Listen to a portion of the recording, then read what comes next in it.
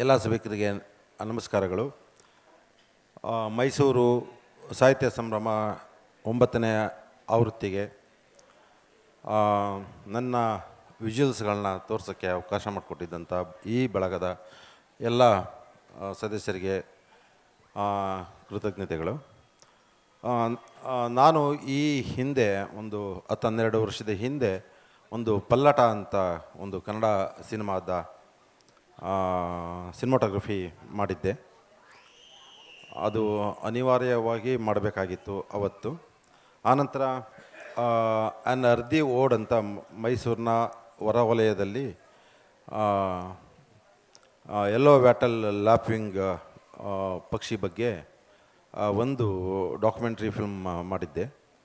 ಆನಂತರ ಈಗ ಒಂದು ಬೆಳಗು ಇದು ಬರೀ ಬೆಳಗಲ್ಲೋ ಅಂತ ಒಂದು ಎಕ್ಸ್ಪೆರಿಮೆಂಟಲ್ ಮೂವಿ ಕ್ಲಿಪ್ಸ್ ಇದೆ, ಅದನ್ನು ತೋರಿಸ್ತೀನಿ. ನಾನು ಹೆಚ್ಚಿಗೆ ಮಾತಾಡೋದೇನೂ ಇರಲ್ಲ, ಆದರೆ ವಿಜುವಲ್ಸ್ ಏನಾದರೂ ನಿಮಗೆ ಹೇಳದಿದ್ದರೆ ಅದು ಹೇಳುತ್ತೆ. ಇಲ್ಲ ಅಂತಂದರೆ ವಿಜುವಲ್ಸ್ ತೋರಿಸ್ತಾ ಇರೋದ್ರಿಂದ ಅದ್ರ ಬಗ್ಗೆ ನೀವು ಹೇಗೆ ಅರ್ಥ ಮಾಡ್ಕೊತೀರ ಅನ್ನೋದು ನಿಮ್ಮ ಮೇಲೇ ಇರುತ್ತೆ. Thank you.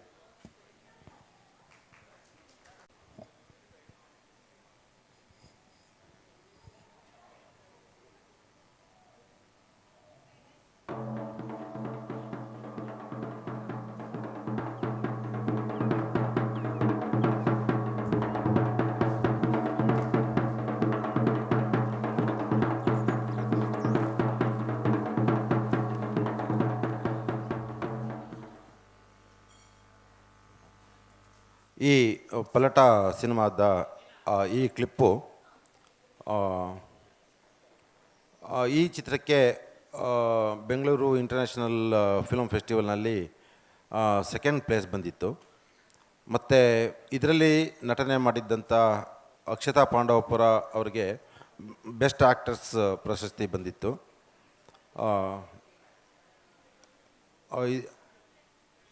ಆಗ ನಮ್ಮ ಹತ್ರ ಶೂಟ್ ಮಾಡಬೇಕಾದ್ರೆ ಬೇರೆ ಏನು ನೀವೆಲ್ಲ ನೋಡಿರ್ತೀರ, ಒಂದು ಸಿನಿಮಾ ತೆಗಿಬೇಕು ಅಂತಂದಾಗ ದೊಡ್ಡ ದೊಡ್ಡ ಲೈಟ್ಸು, ಒಂದಷ್ಟು ಜನ ಇದೆಲ್ಲ. ನಾವೊಂದು 7-8 ಜನ ಇದ್ದು ಈ ಸಿನಿಮಾನ ಮಾಡಿದ್ದು.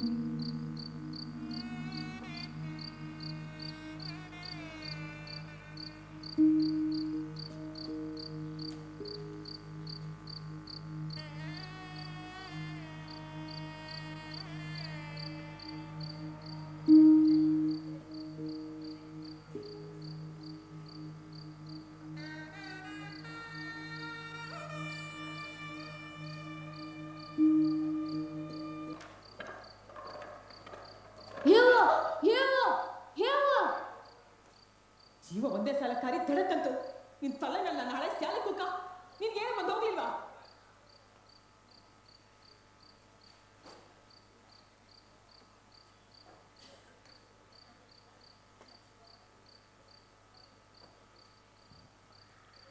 ಈ ದಾಕ್ಷಿಣ್ಯ ಸತ್ತವ್ರ ಕೂಟೆ ಯಾರೂ ಸಾಯಕ್ಕಿಲ್ಲ. ಇಲ್ಲಿ ವಿಜುವಲ್ಸನ್ನು ಸಿನಿಮಾ ವಿಜುವಲ್ಸನ್ನು ಇಲ್ಲಿ ಕಟ್ ಮಾಡಿದ್ದೀವಿ. ಯಾಕೆಂತಂದರೆ ಟೈಮ್ ಇರಲ್ಲ. ಇಲ್ಲಿ ನನಗೆ ಕೊಟ್ಟಿರೋದು 30 ನಿಮಿಷ. ಈ ಸಿನಿಮಾ 1.5 ಗಂಟೆ ಇದೆ. ಆದರೆ ನಾನು 3 ಸಿನಿಮಾದ ಬಗ್ಗೆ ತೋರಿಸ್ಬೇಕು, ವಿಜುವಲ್ಸ್ ಎಲ್ಲ ಕಟ್ ಮಾಡಿ ತೋರಿಸಿರೋದು. ಈ ಪರ್ಟಿಕ್ಯುಲರ್ ಈ ಶಾರ್ಟ್ನಲ್ಲಿ ಏನು ಮಾಡಿದ್ದೀನಿ ಅಂತಂದರೆ, ಅಲ್ಲಿ ಆ್ಯಕ್ಟ್ ಮಾಡಿದ್ದಂಥ ಅಕ್ಷತಾ ಪಾಂಡವಪುರ ಇದ್ದಾರಲ್ಲ, ಅದು ಅಸ್ಪಷ್ಟತೆಯಿಂದ ಅವಳನ್ನು ಇದು ಮಾಡಿದ್ದು. ಏಕೆಂದರೆ ಅವರ ಮನೆ ಉದ್ಯೋಗ ತಮಟೆ ಬಾರಿಸೋದು. ಆ ತಮಟೆ ಅದನ್ನು ಫಸ್ಟ್ ಎಸ್ಟಾಬ್ಲಿಷ್ ಮಾಡಲ್ಲ, ಆಮೇಲೆ ಕೊನೆಗೆ ಝೂಮ್ ಔಟ್ ಮಾಡ್ತಾ ಅವಳು, ಆ ದೀಪ ಮತ್ತು ಅದು ಅವ್ರ ತಂದೆ ತೀರೋಗಿರ್ತಾರೆ. ಅದು ಸಾವಿನ ಮನೆ ಸಿನಿಮಾದಲ್ಲಿ. ಆದರೆ ಅವಳು ಭಾರಿ ನೋವಲ್ಲಿರ್ತಾಳೆ. ಆ ಊರಿನ ಗೌಡನ ಹೆಂಡತಿ ಇದರಲ್ಲಿ ಬರ್ತಾರೆ. ಅಂದರೆ ಇವರು ಮತ್ತು ಅಕ್ಷತಾ ಪಾಂಡವಪುರ ಅಂದರೆ ಅವರಿಬ್ಬರೂ ಮಾತಾಡಿದ್ದು ಏನು ಅದನ್ನು ಬೆಳಕಿನ ಏನು ಲೈಟ್ ಆ್ಯಂಡ್ ಶ್ಯಾಡೋನಲ್ಲಿ ಅದರದನ್ನು ನಾನು ತೋರಿಸೋದ್ರ ಮುಖಾಂತರ ಅವಳಿಗೊಂದು ಭರವಸೆ ಬಂತು ಅವಳ ಮೇಲೆ ಅಂತ ಅಂದ್ಬಿಟ್ಟು ಅದನ್ನು ಶಾಡೋನಲ್ಲಿ ತೋರ್ಸೋಕ್ಕೆ ಟ್ರೈ ಮಾಡಿದ್ದೀನಿ. ಅದು ಎಷ್ಟು ಸಾರ್ಥಕ ಆಗುತ್ತೋ ಗೊತ್ತಿಲ್ಲ ನನಗೆ. ಹೊಟ್ಟೆಗೇನಾರು ತಗಬಾ, ಎಷ್ಟೊತ್ತು ತಿಂಗಿರ್ತೀಯ?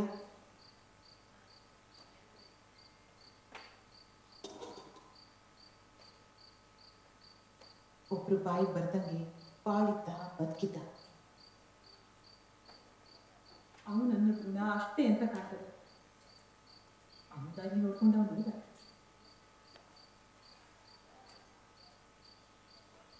ನಿನ್ ದಾರಿ ನೀನು ನೋಡ್ಕೊ. ಅಲ್ಲ ಕಣ್ಬಸಕ್ಕ, ನಾನು ಅವ್ನಿಗೆ ಏನು ಕೇಳ್ತಿದ್ದೆ? ಬಿದ್ದೋಗೋ ಮನೆಗೆ ತೊಲೆ ಹಂಗೆ ನಿಂತಿದ್ದ. ಯಾರವ್ವ ಯಾರವ್ವ ನನ್ನೂರು ನನ್ನೂರು ಅಂತ ದುಡ್ದು ದುಡ್ದು ಗಾಡು ಎತ್ತಗಾಗಿದ್ದ. ರಸ ಹೋಗಿದ್ರೆ ನನ್ನ ಮದು ಮುಗಿಯೋದು. ನಾನೇ ದುಡಿಸ್ತಾಗ್ತಿದ್ದೆ. ಯಾಕೆ ಇಷ್ಟೊಂದು ತಲೆ ಕೆಡ್ಸ್ಕೊಂಡಿದ್ಯಾ? ಅವನ ವಯಸ್ಸೇನು ನಿನ್ನ ವಯಸ್ಸೇನು? ಯಾರು ದಿಕ್ಕಿಲ್ಲ ಅನ್ಕೋಬೇಡ, ನಾನಿಲ್ವಾ?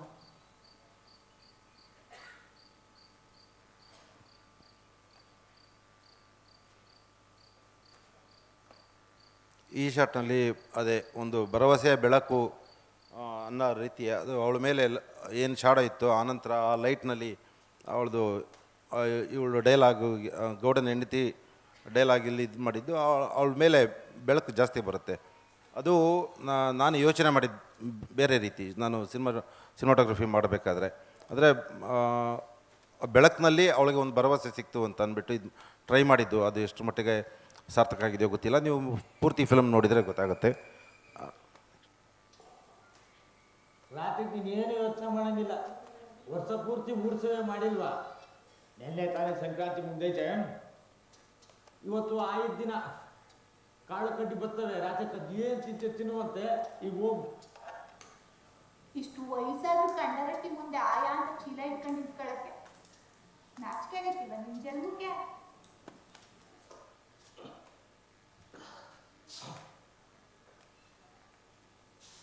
ಅಪರೇ ಅಪರೇ ಅಪ್ಪೋ. ಓ ಏನೋ ಎಲ್ಲಣ್ಣ ಇವತ್ತು ತೆತ್ತುಟ್ಟೈತಿ. ಏನು ದಾರಿ ತಪ್ಪು ಬಂದೆ? ನಮ್ಮಂತಕ್ಕೆ ಬರೋಣ ಅಂತ ಬಂದ. ದಾರಿ ತಪ್ಪು ಬರಲಿಲ್ಲ. ಸಂಕ್ರಾಂತಿ ಕಳಿತಲ್ಲ, ಆಯ ಇಸ್ಕೊಂಡು ಹೋಗೋಣ ಅಂತ ಬಂದೆ. ಅವ್ರಿಗೆ ಹೇಳ್ತಿರೋ ನೀವೇ ಕೊಡ್ತೀನಿ. ಯಾವ ಏನು? ನಾನೇ ಕಾಯ್ಕ ಮಾಡಿದೆ ಆಯ ಕೇಳಕ್ ಬಂದ. ಅದೇನಪ್ಪ ನನಗೊಂದು ತಿಳಿತಿಲ್ಲ. ಯಾರೋ ನೋಡ್ತಿದ್ದಾರೆ. ಅವನು ನಿಂತ್ಕೊಳ್ಳೋ ಇಲ್ಲಿ. ಬಾರ ಇಲ್ಲಿ ಒಂದು ನಿಮಿಷ.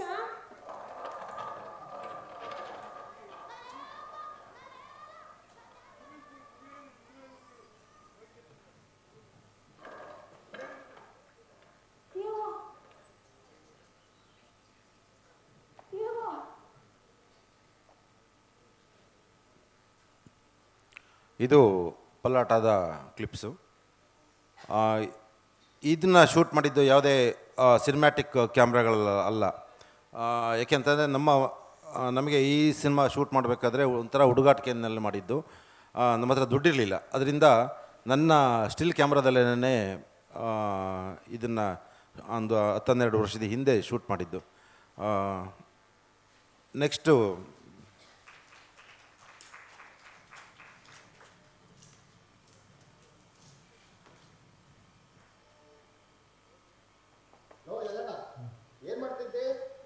ಏನು ಮಾಡೋದು ಹೇಳ.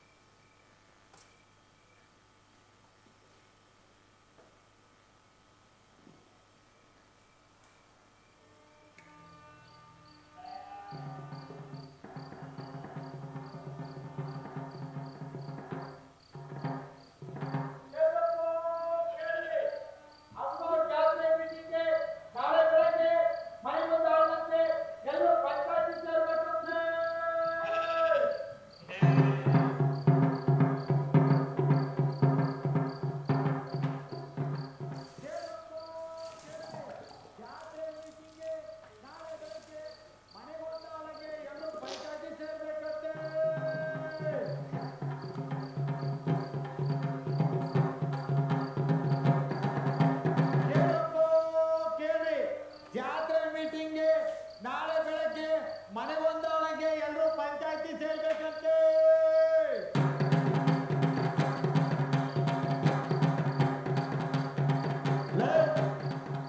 ಅದೇನು ಸಾರ್ತಾ ಇರೋದು? ಅಮ್ಮನವ್ರ ಜಾತ್ರೆ ಮೀಟಿಂಗ್ಗೆ ನಾಳೆ ಬೆಳಗ್ಗೆ ಮನೆಗೊಂದೊಳಗೆ ಎಲ್ಲರೂ ಅದನ್ನು ಬಿಟ್ಟು ಕೂಲಿ ಏನ್ ಮಾಡ್ಲಿ? ಇನ್ನೊಂದು ಹೊಸ ಕೋಳಿನೋ ನಾಲಿನೋ ಮಾಡಿ ಗಂಜಿ ನೀರ್ಗೆ ಹಾಕೋಷ್ಟು ತಂದಾಕು ಸಾಕು. ಅಷ್ಟಾಗಿ ನನ್ನ ಡಿಗ್ರಿನೂ ಮುಗಿಯುತ್ತೆ. ನಾನು ಕೆಲ್ಸಕ್ಕೆ ಸೇರ್ತೀನಿ.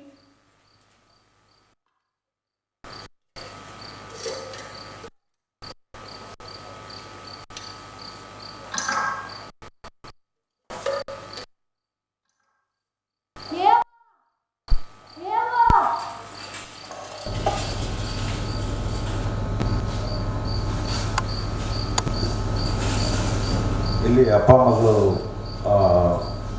ಅವರ ಕ್ಯಾರೆಕ್ಟರ್ದು ತುಂಬ ವೈರುಧ್ಯ ಇರುತ್ತೆ. ಆ ವೈರುಧ್ಯನ ಈ ಮಧ್ಯದಲ್ಲಿ ಬೆಳಕು ಕಟ್ ಮಾಡಿ ಮತ್ತು ಅವ್ರ ಫೇಸ್ ಮೇಲೆ ಮಾತ್ರ ಲೈಟ್ ಇದು ಮಾಡಿದ್ದು ಅದು ಇಡೀ ಸಿನಿಮಾದಲ್ಲಿ ರಿಫ್ಲೆಕ್ಟ್ ಆಗುತ್ತೆ. ಇಲ್ಲಿ ಅಷ್ಟೊಂದು ಸರಿಯಾದ ರೀತಿಯಲ್ಲಿ ಗೊತ್ತಾಗಲ್ಲ. ಇದು ಕ್ಲಿಪ್ಸ್ ತೋರಿಸ್ತಾ ಇರಬೇಕಾದ್ರೆ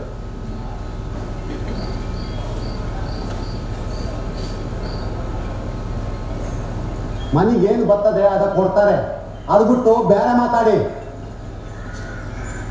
ಅದೇನು ಮಾತು ಅಂತ ಆಗ್ತೀರಿ ಸ್ವಾಮಿ. ಅದೇ ಕೂಲಿ ಬದುಕು ನನ್ನ ಹೆಜ್ಜೆ ಮುಂದಿಡೋ ನಮ್ಮವ್ವ ಗಾಸಿಕ್ಕುಗೆಲ್ಲ ಮುಂದೆ ಬರೋಳಲ್ಲ. ಈ ನಮ್ಮವ್ಗೆ ಮುಟ್ಟು ಚೊಟ್ಟು ಆಗೋಕ್ಕಿಲ್ಲ ಬಿಡಿ. ಏನಾದರೂ ಮುನಿದೆದ್ರೆ ಊರೇ ರುಕುತ್ಬೇದಿ.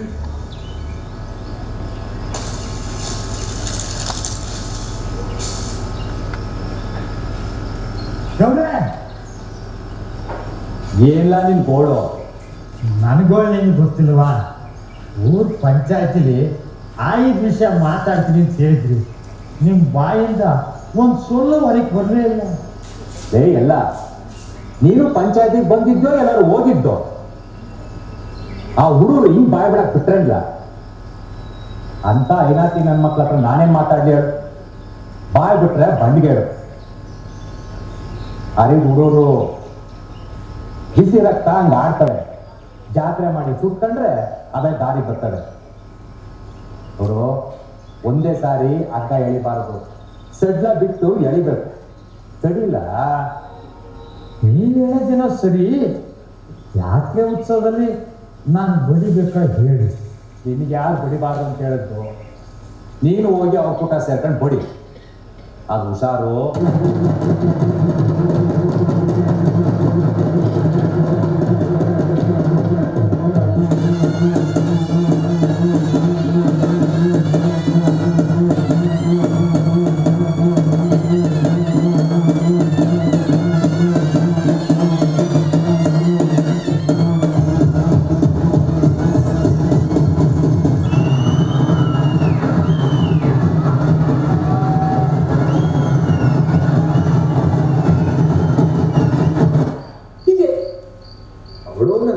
ಬಂದಿದ್ದಾರೆ. ಮುಂದಕ್ಕೂ ಅವಳು ಹೋಗ್ತೀನಿ. ಆ ಹೊಟ್ಟೆಗೋಸ್ಕರ ಊರು ಬಿಡಕ್ಕಾಯ್ತದ? ಆ ತಾಯಿ ಮೇಲೆ ಭಾರ ಹಾಕಿ ನಾನು ಇದೇ ಊರಲ್ಲಿ ಇರ್ತೀನಿ. ನೀವು ಅದೆಲ್ಲಿ ಹೋಗ್ತೀರ ಹೋಗಿ. ಆಗ ಹಳ್ಳಿಲಿ ಎಲ್ರಿಗೂ ಬೆಲೆ ಇತ್ತು. ಒಬ್ರಿಗೊಬ್ರು ಕಷ್ಟ ಸುತ್ತಾಗೆ ಹಾಕ್ತಿದ್ರು.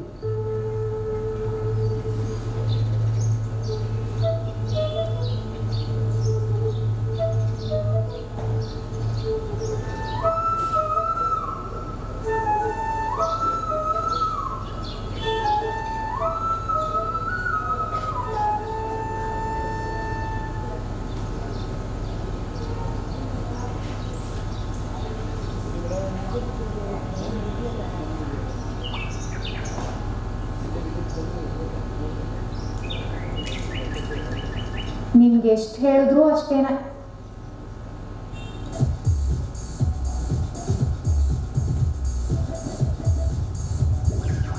ಮನೆಗೆ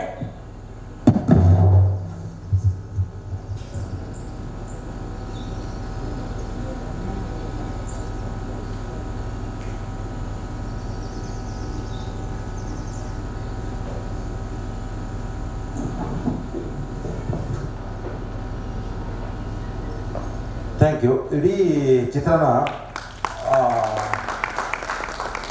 ಯಾವುದೇ ಲೈಟ್ಗಳಿಲ್ದಲೇ ಶೂಟ್ ಮಾಡಿದ್ದು ಇದು ತುಂಬ ಹಿಂದೆ.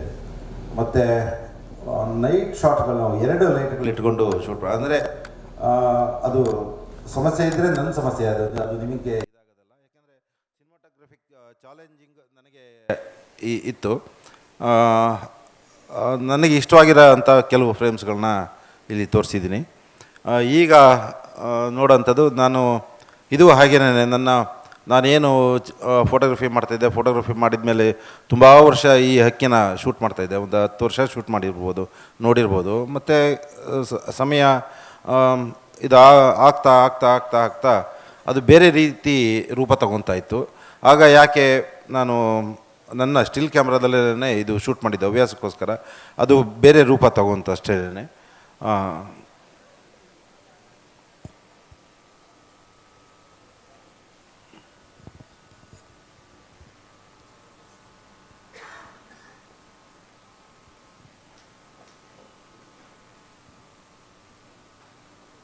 ಇದು ಬೇರೆ ಬೇರೆ ದೇಶದ ಇಂಟರ್ನ್ಯಾಷನಲ್ ಫಿಲ್ಮ್ ಫೆಸ್ಟಿವಲ್ಗಳಲ್ಲಿ ಇದು ಪ್ರದರ್ಶನ ಆಗಿತ್ತು.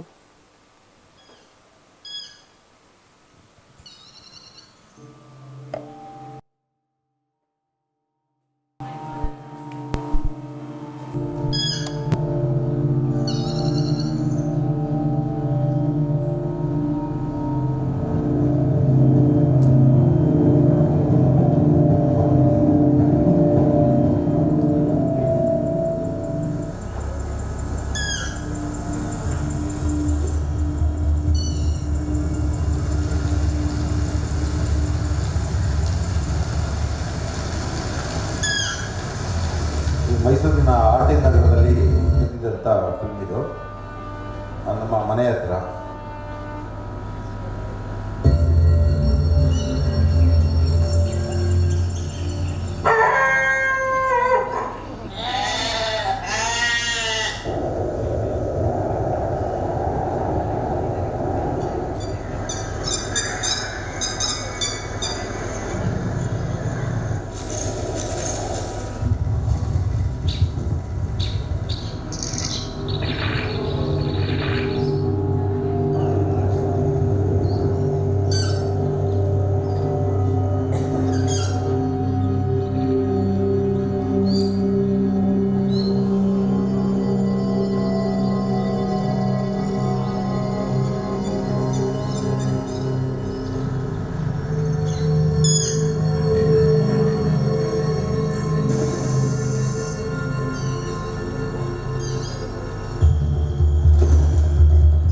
ಆಕಾಶದಲ್ಲಿ ಮೋಡದ ವಿಶ್ವರೂಪಕ್ಕೆ ಕೆಳಗೆ ಜೀವಜ್ಯೋತಿ ಕೂಡಿಸಿದಳು.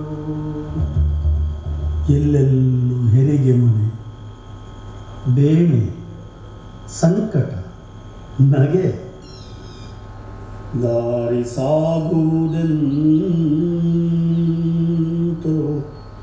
ನೋಡಬೇಕು.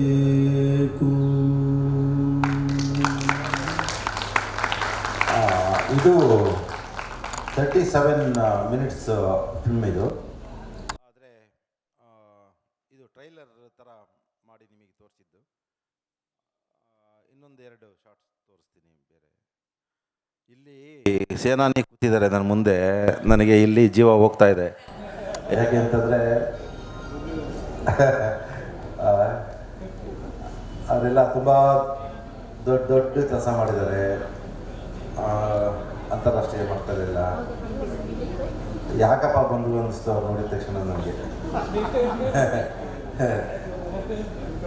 ಓಕೆ.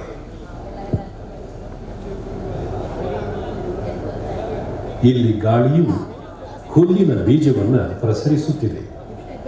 ಇಂತಹ ಕ್ರಿಯೆಗಳು ನಿಸರ್ಗದಲ್ಲಿ ಸಹಜ ಎಂಬಂತೆ ಕಂಡರೂ ತನ್ನ ವಂಶವನ್ನು ಉಳಿಸಿ ಬೆಳೆಸಿಕೊಳ್ಳುವ ಪೈಪೋಟಿ ಈ ಭೂಮಿ ಮೇಲಿನ ಜೀವಜಾಲದಲ್ಲಿ ಸಹಜವಾದದ್ದು.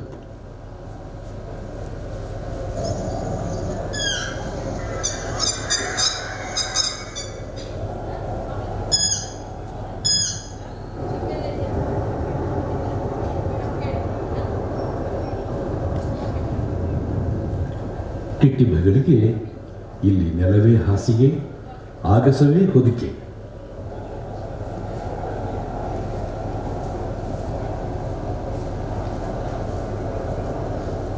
ಪಕ್ಷಿಗಳ ಉಸಿರಾಟದ ಲಯ ನಮಗೆ ಅರಿವಾಗಿರುವುದೇ ಇಲ್ಲ. ಟಿಟ್ಟಿಭಗಳ ಉಸಿರಾಟದ ಲಯವು ಮನುಷ್ಯರ ಉಸಿರಾಟವನ್ನೇ ಹೋಲುತ್ತದೆ.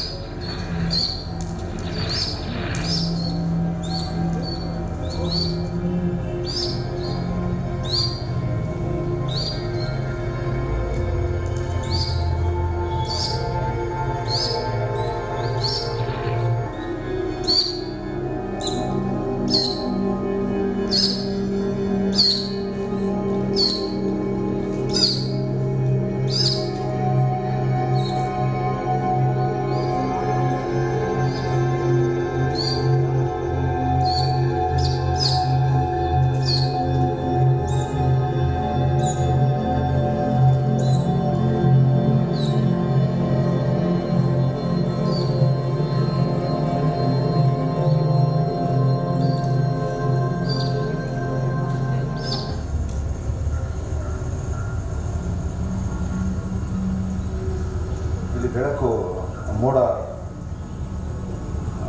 ಪಾಸ್ ಆಗ್ತಾ ಇದೆ, ಸೂರ್ಯಗೆ ಲೈಟ್ ಬೆಳಕು ಚೇಂಜ್ ಆಗುತ್ತೆ. ಮಲೆಗಟ್ಟ ಸೋಪ. ಓಕೆ, ಇದು ಸುಮ್ಮನೆ ಜಸ್ಟ್ ಎಕ್ಸ್ಪೆರಿಮೆಂಟ್ಗೋಸ್ಕರ ಇದು ಮಾಡಿದ್ದು ಅಷ್ಟೇ. ಯಾಕೆಂತಂದರೆ ಕಳೆದ 10 ವರ್ಷಗಳಿಂದ ಇಲ್ಲೇ ಮೈಸೂರಲ್ಲಿ ತಿರುಗಾಡ್ತಾ ಪರ್ಟಿಕ್ಯುಲರ್ ಇದರಲ್ಲಿ ಈ ಪಕ್ಷಿನ ನಾನು ಫೋಟೋಗ್ರಾಫ್ ಮಾಡ್ತಾಯಿದ್ದೆ. ಸುಮ್ಮನೆ ಅದ್ರ ಜೊತೆ ಇರ್ತೀವಲ್ಲ, ಅದು ಸುಮ್ಮನೆ ಹೀಗೆ ನೋಡಿ ಅದ್ರದ್ದು ಸಂಬಂಧನ ಕಿತ್ಕೊಂಡು ಹೊರಗಡೆ ಬರೋಕ್ಕಾಗಲ್ಲ. ನಾನು ಎಷ್ಟೊಂದು ಫೋಟೋಗ್ರಾಫ್ ಮಾಡಿ ಸುಮ್ಮನೆ ಅದೆಲ್ಲ ವೇಸ್ಟ್ ನನಗೆ. ಹಾಗಾಗಿ ಇದನ್ನು ಅಂದರೆ ವಿಜುವಲ್ಸ್ ಮಾಡಿದ್ದೆ ಅಷ್ಟೇ, ಅಂದರೆ ಫಿಲ್ಮ್ ಥರ ಮಾಡಿದ್ದು. ಅದು ನಾನು ಶೂಟ್ ಮಾಡಿ ತುಂಬ ವರ್ಷ ಮನೆಯಲ್ಲಿ ಇಟ್ಟಿದ್ದೆ.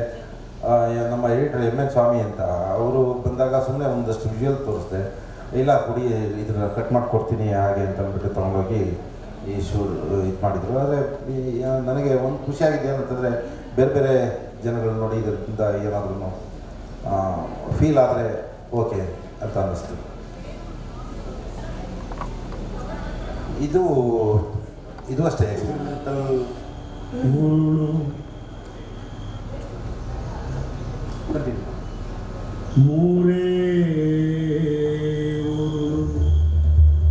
ಇದು ಒಂದು ಎಕ್ಸ್ಪೆರಿಮೆಂಟಲ್ ಮಾಡಿದ್ದೀನಿ ಮನೆಯಲ್ಲೇ. ಎಣ್ಣೆ ಕೊಪ್ಪರಿಗೆ ಗಂಟೆ ಗೊರಟೆ ಜಾಜಿ ಮಂದಾರ ಮಲ್ಲಿಗೆಯ ಗಂಧಗಿರಿ ಶಿಖರದಲ್ಲಿ ಮಲಗಿಸಿದಳು.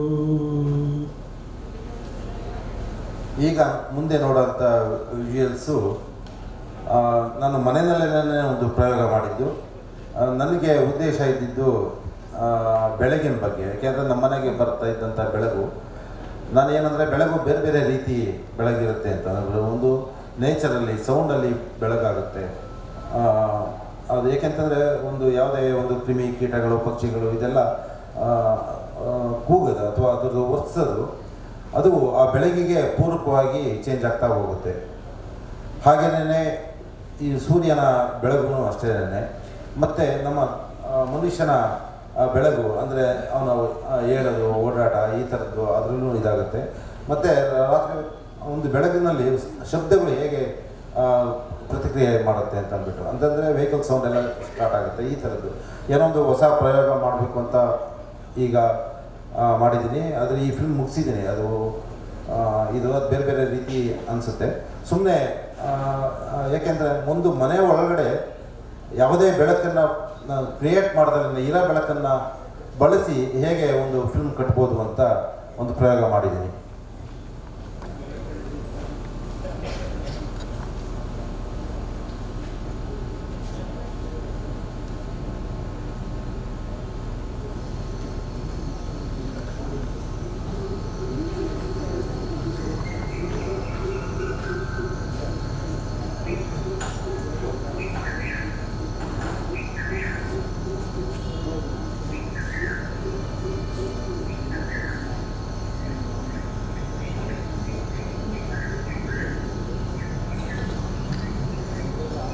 ಈ ಎಕ್ಸ್ಪೆರಿಮೆಂಟಲ್ ಮೂವಿನಲ್ಲಿ ಒಂದು ಆಕಾಶವಾಣಿಯನ್ನು ಒಂದು ಪಾತ್ರವಾಗಿ ಬಳಸಿದ್ದೀನಿ. ಮತ್ತು ಇಲ್ಲಿ 3 ಜನರೇಷನ್ ಸ್ಟೋರಿ ಹೇಳ್ತಾ ಹೋಗ್ತೀನಿ ಮನೆಯಲ್ಲೇ.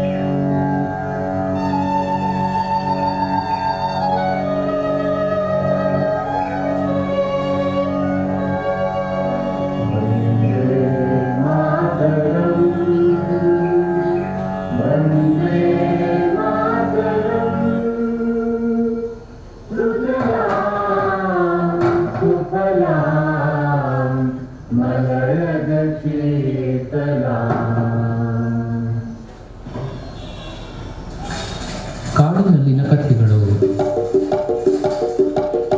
ಕಾಡಿನಲ್ಲಿನ ವಿಸ್ಮಯಗಳ ಅನಾವರಣ ಪ್ರತಿ ಗುರುವಾರ ಬೆಳಿಗ್ಗೆ 11 ಗಂಟೆಗೆ ನೇರ ಪ್ರಸಾರದಲ್ಲಿ.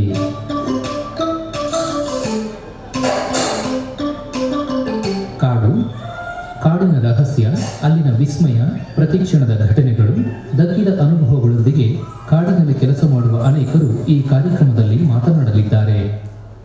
ಶ್ರೀಮಾನ್ವಿತ ಭೂಮಾಸ್ವದೆ ಕಾಮಿತ ಫಲದೆ ಕಾಯೌ ಶ್ರೀ ಗೌರಿ ಕರುಣಾಲಹರಿ.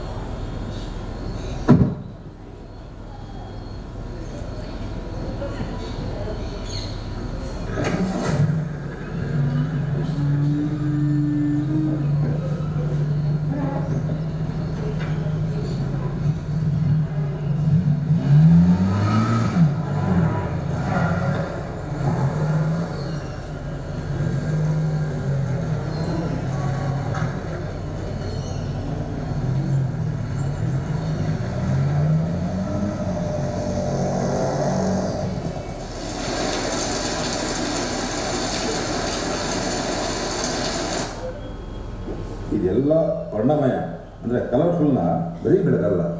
ಬೇಸರೆಯ ಬೆಳಗಿನ ಈ ಕಡೆಯ ಸಾಲದಲ್ಲಿ ಸಿಗೋದು ಅನುಭೂತಿಯಿಲ್ಲ. ಹರಿಯದು ಆಳವು, ತಿಳಿಯದು ಮನವು, ಕಾಣದು ಬಣ್ಣ, ಕಣ್ಣಿಗೆ ಕಾಣದು ಬಣ್ಣ. ಶಾಂತಿ ರಸವೇ ಪ್ರೀತಿಯಿಂದ ಮೈದೋರಿ ಕಂಡ, ಇದು ಬರೀ ಬೆಳಗಲ್ಲೋ ಅಣ್ಣ, ಇದು ಬರೀ ಬೆಳಗಲ್ಲೋ ಅಣ್ಣ. ಇದು ಬಹಳ ಮುಖ್ಯವಾದ ಅಲ್ಲ, ಜೀವನದ ಈ ಎಲ್ಲ ಚಿತ್ರಗಳನ್ನ ನೋಡಿದ್ವಲ್ಲ, ಈ ಎಲ್ಲ ಬೆಳಗುಗಳನ್ನ ನೋಡಿದ್ವಲ್ಲ, ಲೈಫ್ ಇಷ್ಟೇ ಅಲ್ಲ, ಲೈಫ್ಗೆ ಮೀರಿದ ಒಂದು ಕ್ರಿಯೆ. ಒಂದು ರೀತಿ ಆಟದಲ್ಲಿ ಇರ್ಬೋದು. Thank you.